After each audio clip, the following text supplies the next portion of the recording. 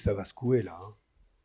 Ma conviction, c'est que ça va secouer non seulement très très fort, on ne sait pas les uns et les autres, ce qui subsistera des institutions, de nos modèles de protection sociale, de nos références, de nos services publics, même des institutions européennes à l'issue de ce cycle-là.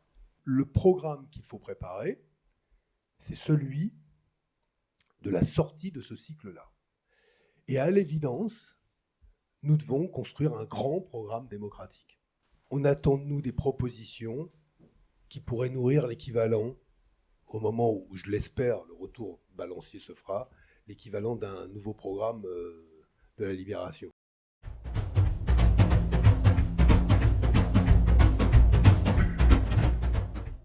On s'est posé la question quand on a monté la journée avec les partenaires, parce que l'année dernière, on a fait une journée plutôt exploratoire, explorons la démocratie en entreprise.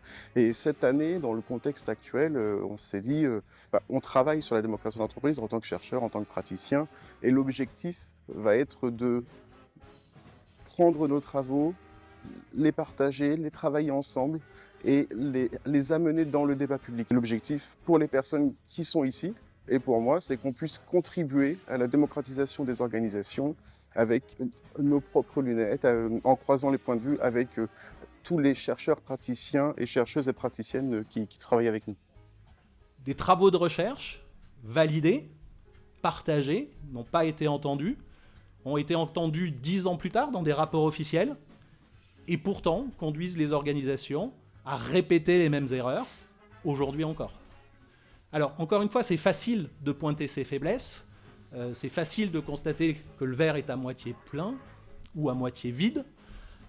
La question, c'est comment est-ce qu'on peut s'organiser collectivement pour qu'il y ait effectivement débat, pour comprendre, pour essayer d'améliorer nos fonctionnements collectifs. Toutes ces questions nous semblaient avec Corentin absolument essentielles, et c'est pour ça qu'on a essayé depuis 1 an de remettre la question de la démocratie en entreprise au cœur du débat.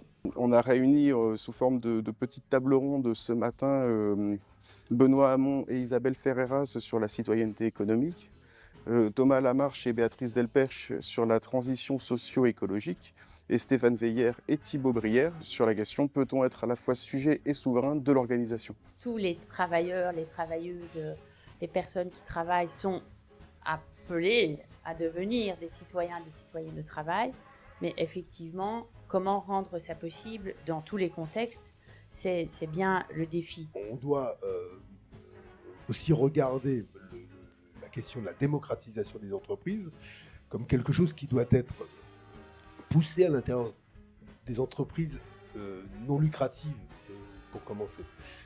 Puisque c'est ce champ-là, moi, qui m'intéresse, c'est-à-dire les entreprises qui sont à la fois non lucratives et démocratiques.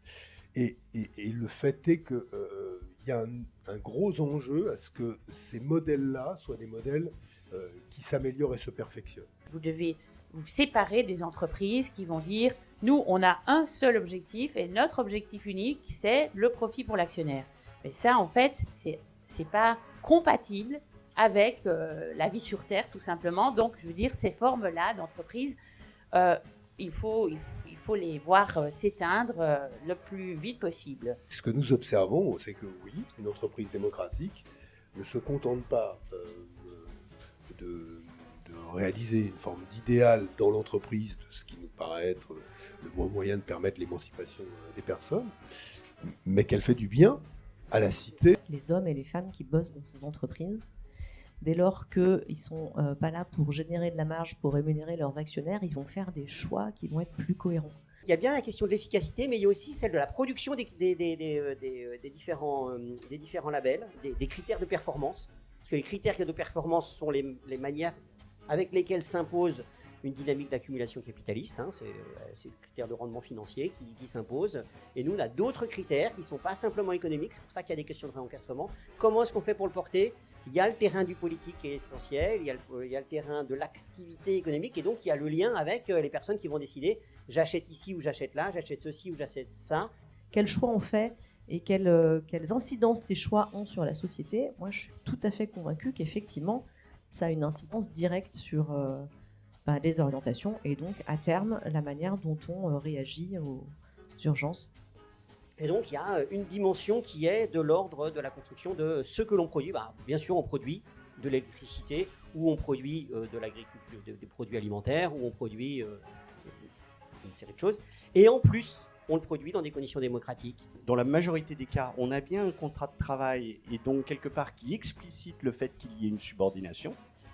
Mais d'un autre côté, le droit ne nous oblige pas à ça. Dans les entreprises libérées, qui sont le type d'entreprise que je connais le moins mal, on s'efforce de faire comme si.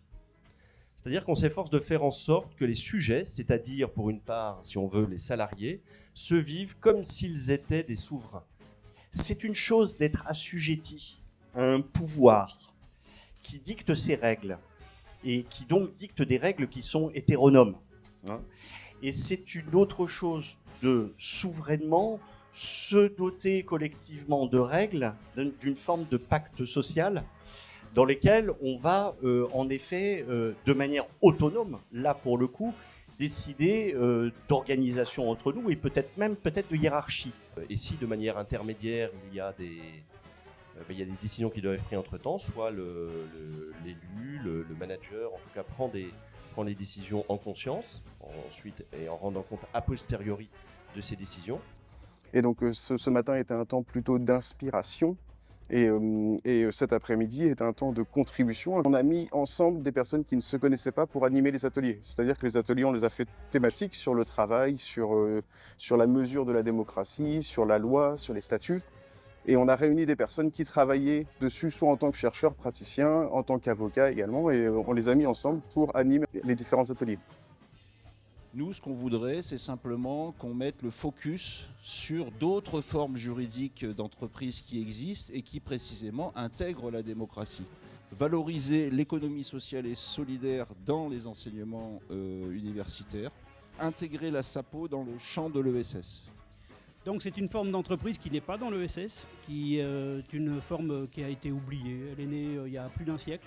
Elle revient au goût du jour parce qu'elle peut correspondre à 2-3 questions actuelles. Notre proposition, c'est instituer le droit à la fierté du travail bien fait. Et notre proposition, c'est d'évaluer le niveau démocratique des organisations. Le renouvellement limite des mandats, la question de l'actionnaire et salarié, garde-fous, les contre-pouvoirs, la formation, l'autonomie des travailleurs et la question du consentement aux décisions. L'idée, c'est de conditionner les aides publiques, les subventions, les crédits d'impôt, tous les avantages fiscaux à un certain degré démocratique. Lorsque les parties prenantes agissent en faveur des conditions de travail, elles partent souvent avec des degrés de liberté limités. On travaille à modèle économique constant, à modèle de gouvernance constant. Co-développer un cadre éthique et rhétorique structurant par et pour les parties prenantes de l'intervention en faveur des conditions de travail. Nous nous sommes demandé quels outils, quelles méthodes favoriser la démocratie en organisation.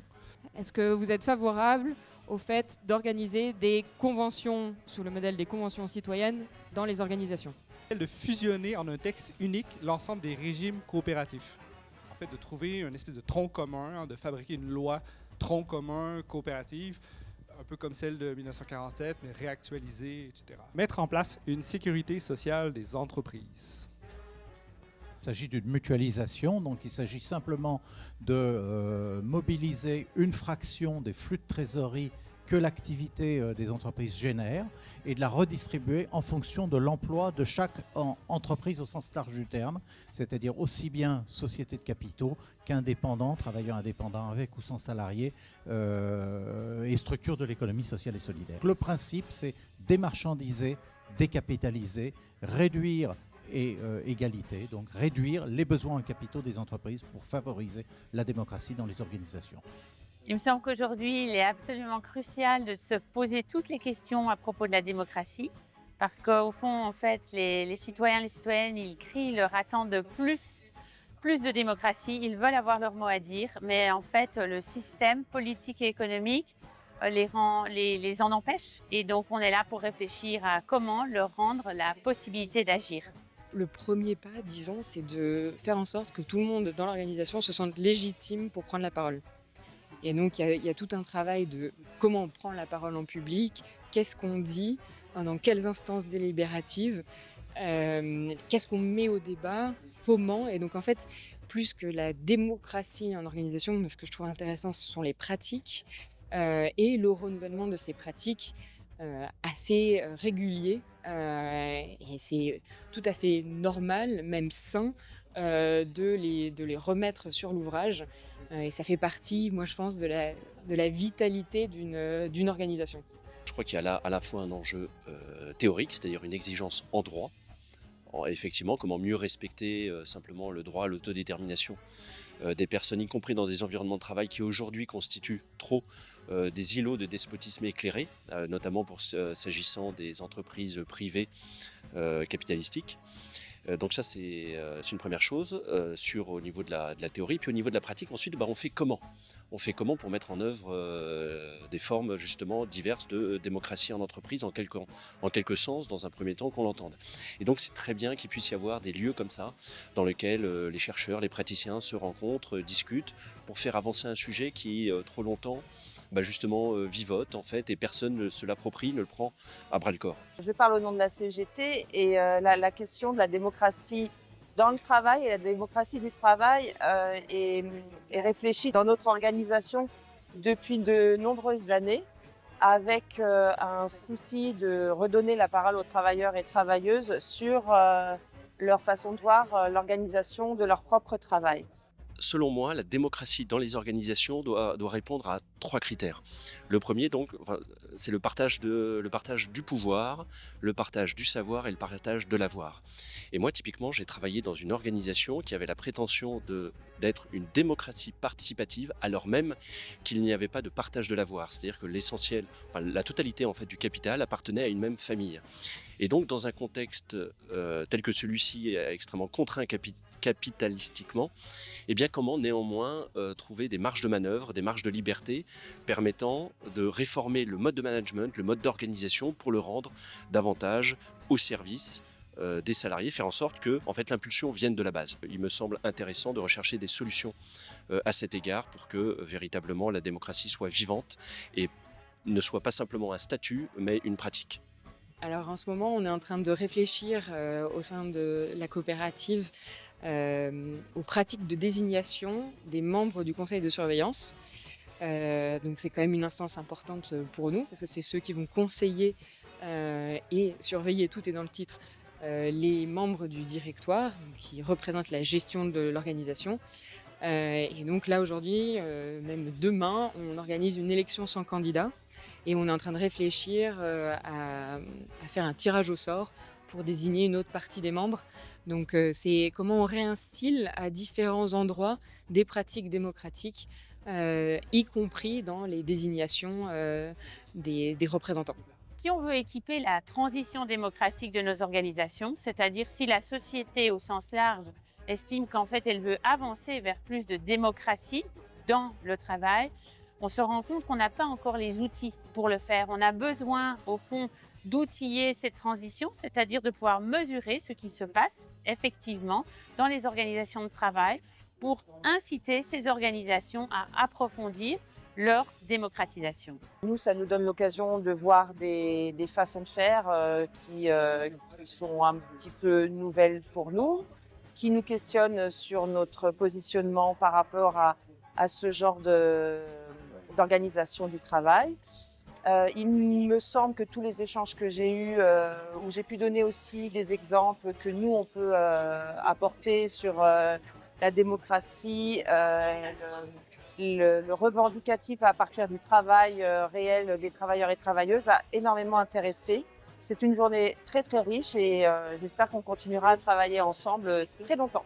Ça fait presque depuis le mois de septembre que j'ai eu la chance de travailler sur ces assises de la démocratie en organisation avec Corentin. J'étais participante l'an dernier et puis je suis tombée dans le bain et du coup peu partie de l'organisation cette année. Donc voilà, c'est l'aboutissement d'un travail et c'est une chouette journée où on rencontre plein de gens qu'on croise de ci, de là et avec lesquels les réflexions avancent sur ce sujet ô combien important. Donc tout va bien. Tous les gens qui sont là aujourd'hui, je vous conseille de regarder le programme. Ils ont tous quantité d'expériences, de travaux à partager. Et c'est ça qui est génial quand on commence à s'intéresser à ce sujet. C'est qu'on se rend compte que ce n'est pas du tout un sujet niche. C'est qu'il y a énormément déjà que la communauté des chercheurs et des praticiens et praticiennes a produit. C'est une bonne situation, ça. Je dirais en tout cas que c'est avant tout une question de rencontre. Et de fait, une rencontre avec un dirigeant, de gens qui, à un moment, quand tu es seul chez toi, t'ont tendu la main. Alors, ce n'est pas mon cas, puisque moi, au contraire, j'ai pu, d'ailleurs, je dis merci à la vie, je danse la vie, je chante la vie. Je ne suis qu'amour, et c'est important pour qu'on prône la démocratie dans notre organisation. Alors, parfois, on me demande, mais alors, Thibaut, comment fais-tu pour avoir cette humanité ? Eh bien, je leur réponds